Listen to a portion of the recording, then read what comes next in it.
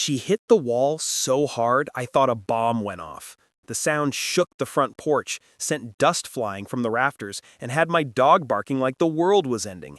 I ran outside barefoot, coffee still in hand, and saw her Jeep halfway buried into my stone fence. Grill smashed, smoke pouring out. The girl behind the wheel was crying, but the way she clutched her phone told me she wasn't calling for help. She was filming. "Are you all right?" I asked, running closer. She glared up at me through the cracked windshield. "You built this wall too close to the road," she snapped. "You're paying for my Jeep." I blinked, trying to process the audacity. "Ma'am, that's a private wall on my land." That's when she said it, the words that made my stomach drop. "You'll be hearing from my mom." And just like that, I knew exactly who she meant. 2 hours later, a shiny white Mercedes pulled up.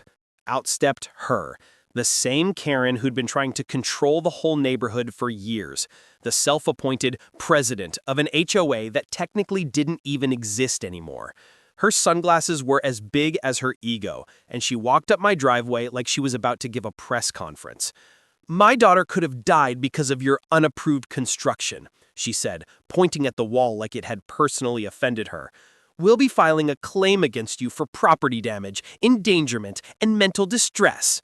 I stared at her, then at the Jeep still half in my wall.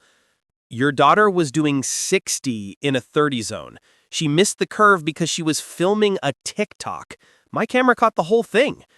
Karen laughed, a smug practice sound. "That video will never hold up in court. Besides, we have influence in this county." That's when I knew it wasn't about money. It was about control. Again. A week later, I got the letter, official looking, stamped with a fake HOA seal, demanding I remove the wall for safety violations. I almost laughed out loud. Instead, I called my lawyer, then checked my security footage.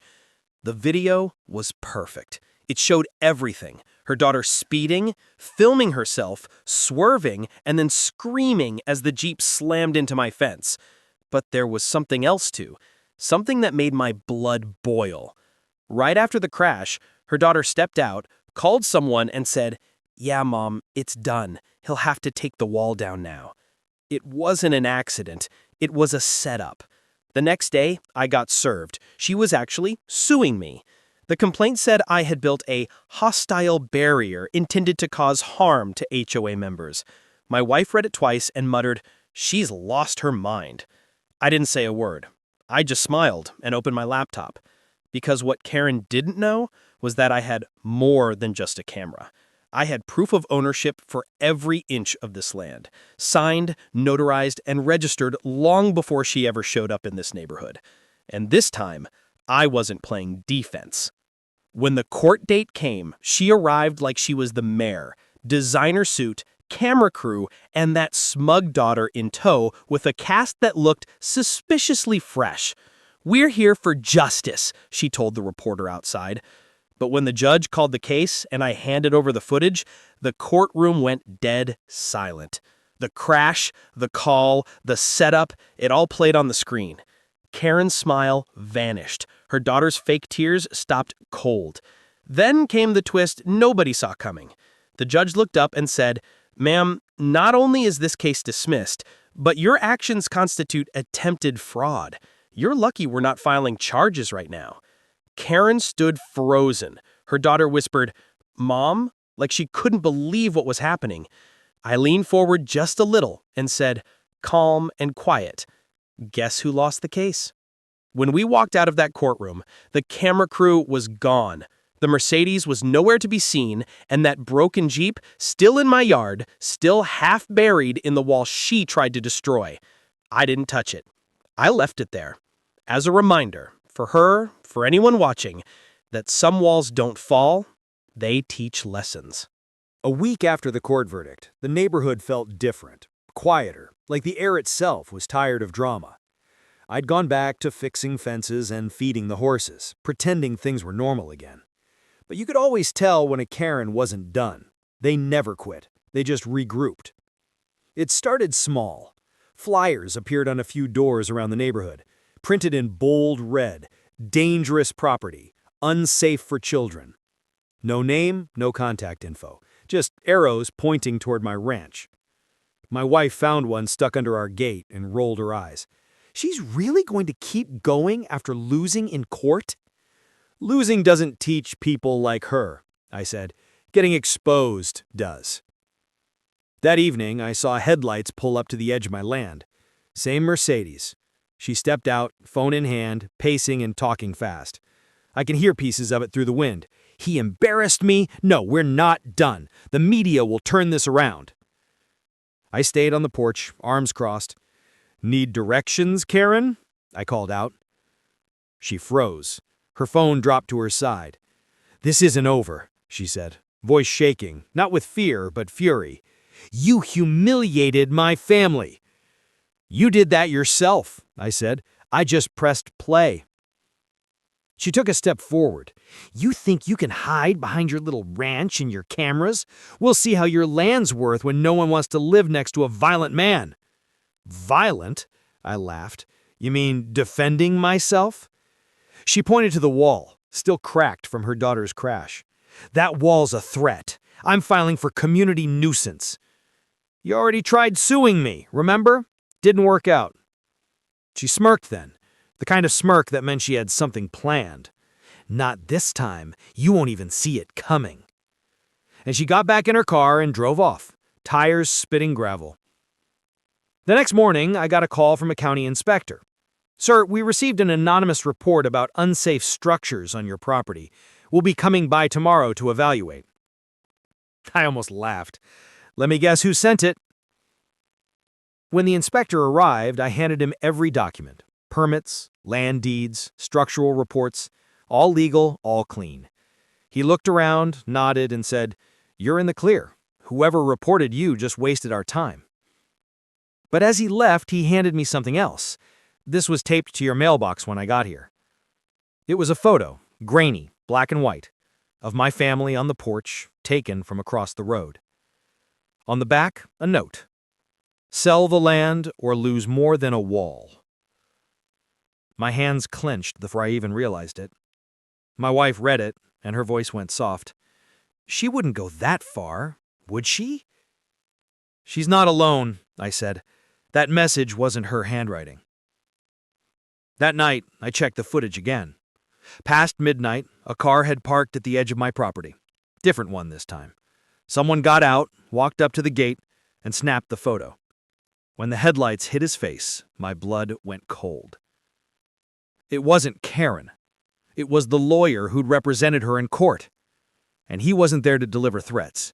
He was holding a new set of documents, one stamped with the logo of a land development firm. Karen hadn't just lost the case. She'd sold her revenge to someone with money.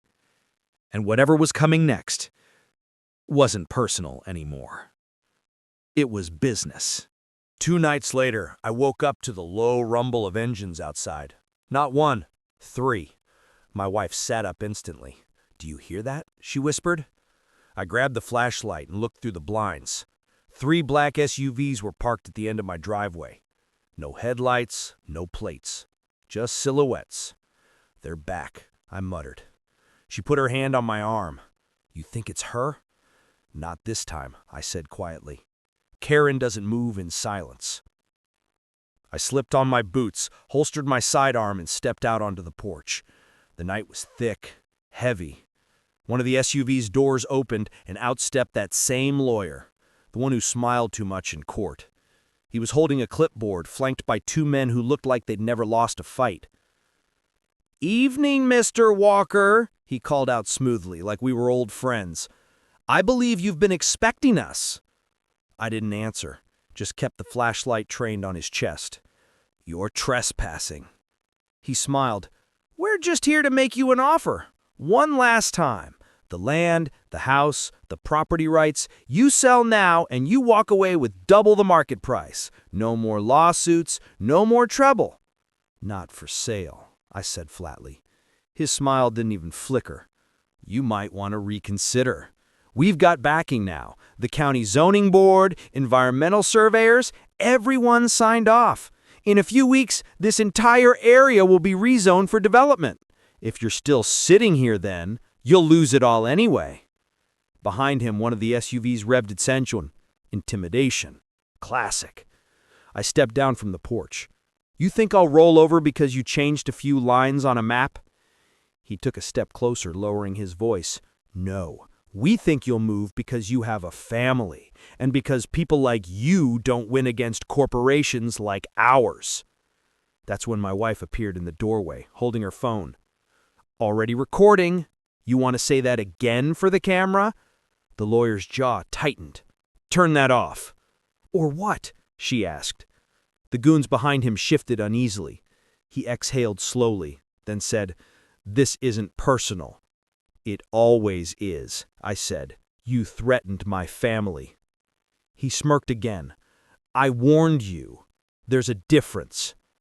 I took a step forward, voice low. You tell your boss that difference disappears the second you step on my dirt. Then I heard it, a low hum behind me. The power had cut off. My porch light went dead, total black. The lawyer smirked wider. You really should have taken the deal. Before I could respond, something lit up the sky, an orange flash from the direction of my barn. Flames.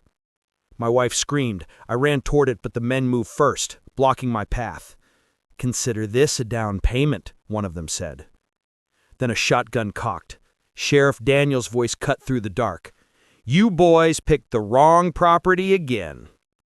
The SUVs roared to life. The men scrambled back, the lawyer shouting, We'll be back with warrants! As they sped down the road, tires kicking up dirt. I ran to the barn, smoke already choking the air. The fire had caught quick, but not quick enough. We managed to get it under control before it spread. Half the roof was gone, the smell of burned hay thick in the air. Daniel stood beside me, face hard.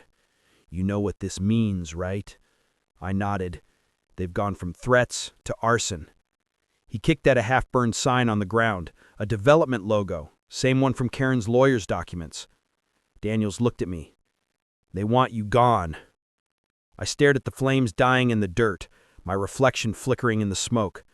I said slowly, Then they're about to find out how far a man will go to protect what's his. Because they thought this was still about a wall. They had no idea what I was about to build next.